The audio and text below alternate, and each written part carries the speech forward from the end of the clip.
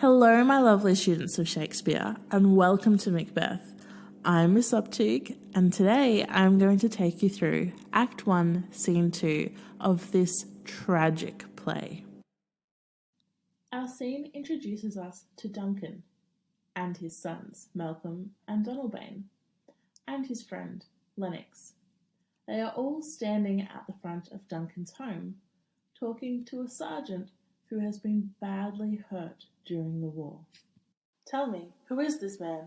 He is the man who stopped the enemy from kidnapping me. I'm sure he can tell you everything that's happened during the war.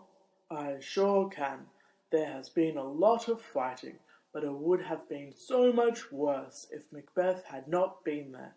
He definitely knows how to use a sword and probably killed half of our enemies on his own. Fantastic! I love that Macbeth guy. He truly is great. He fought through the storms to kill your enemies. Norway's king couldn't do anything but stand there and watch Macbeth come at him. No matter what the king threw their way, Macbeth was ready for him and hit back twice as hard. I'm sorry, I would say more, but I think I should go and see a doctor. The sergeant leaves, and Ross, one of Duncan's advisors, appears. Where have you been, friend?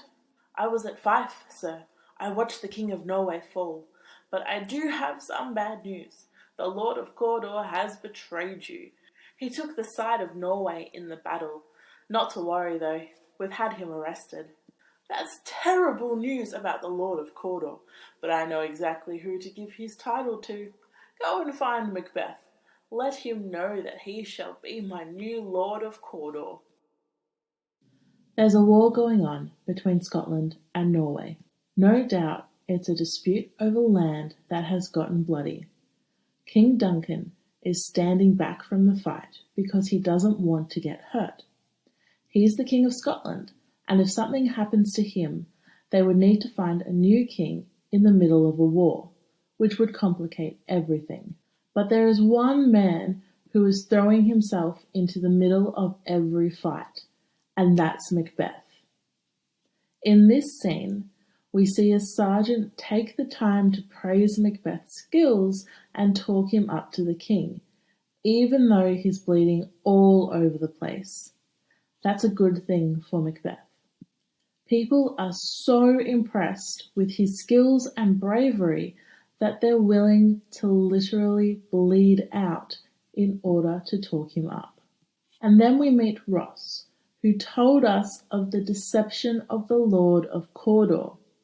He was a lord who served King Duncan, but he decided that he would rather be on the side of the King of Norway.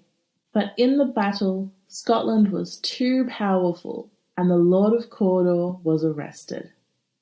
Duncan decides that he can't have someone close to him who will willingly betray him, so he decides to make Macbeth the next Lord of Cawdor.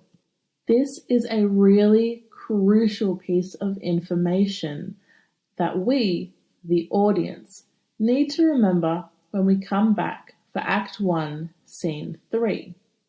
So keep the fact that Macbeth is about to become the Lord of Cawdor fresh in your mind, and I'll see you next time.